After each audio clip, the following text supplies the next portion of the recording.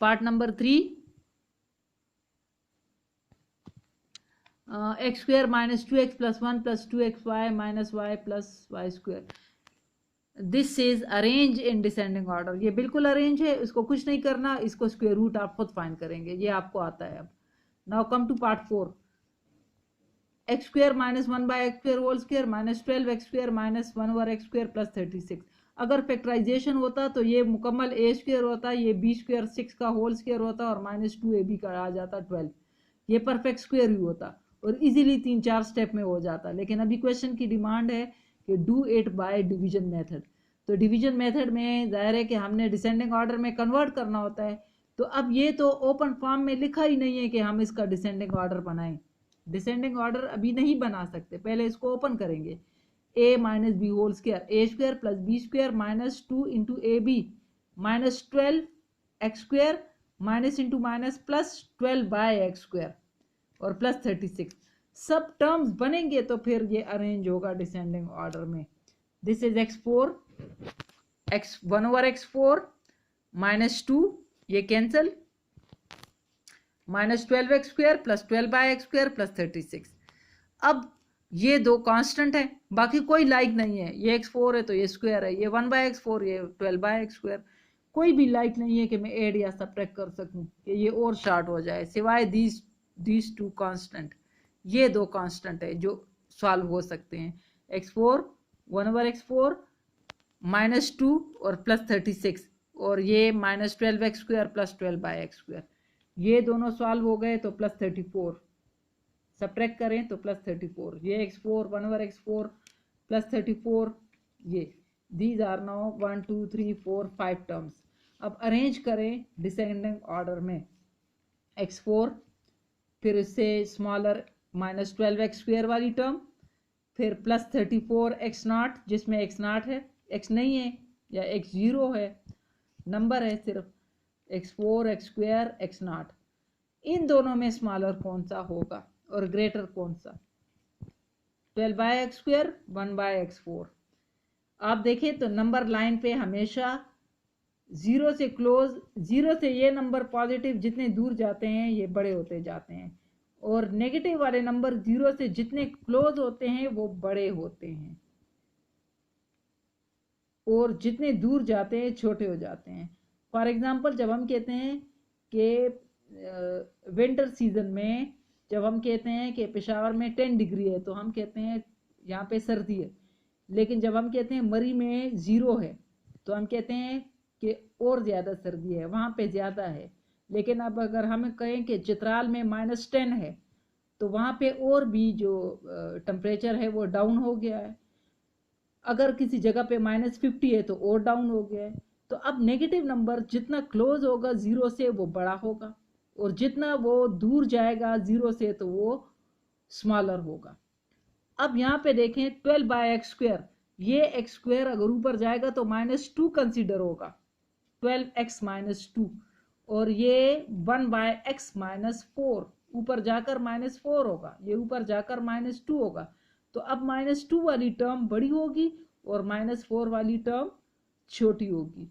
तो अब x4 x2 x0 x2 -2 वाली टर्म जीरो से क्लोज और जीरो से दूर x -4, तो ये इस तरह अरेंज होगा डिसेंडिंग ऑर्डर में, 4 उससे स्मॉलर 2 उससे स्मॉलर x0 इससे स्मॉलर -2 उससे स्मॉलर -4।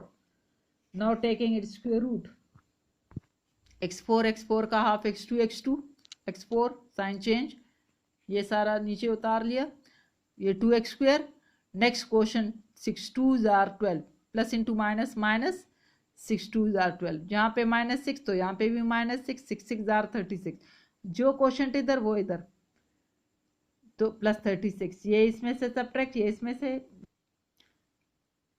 इनके सब्ट्रैक्शन से -2 आ गया और ये टर्म्स उतार लिए। अब ये सिर्फ मल्टीप्लाई बाय 2 होगा, 2x स्क्वायर -12, इसका हाफ 1 बाय x2 और साइन इधर से माइनस, अगर नहीं आता तो फर्स्ट को फर्स्ट से डिवाइड करें तो ये आ जाएगा प्लस इंटू माइनस माइनस और 2 2 कैंसिल 1 बाय एक्स स्क्वायर। मैंने आपको इजी तरीका बताया कि 1 2 3 थर्ड स्टेप में माइनस और इसका हाफ 1/x2। अब -1/x2 यहाँ पे भी लिखा जाएगा -1/x2, -1/x2 इंटू 2x², ये आ गया -2, -1/x² into -12, minus into minus plus 12/x², minus into minus plus 1 1 are 1 x4, सब कुछ बैलेंस हो गया, cancel, hence square root of the question is equal to plus minus x² minus 6 minus 1/x².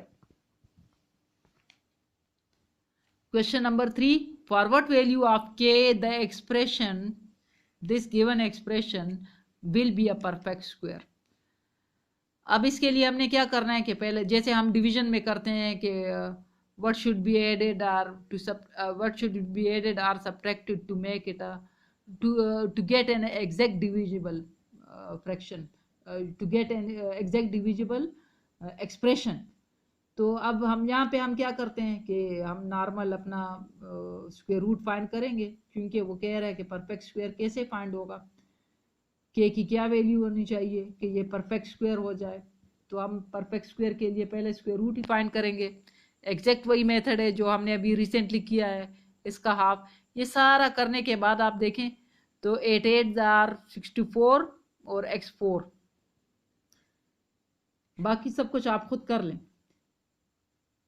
ये अब आपके पास like के नीचे like तो आ जाएंगे, 8 4 आर 32, x² कैंसिल, 8 16 इंटू 8 128 बाय x²,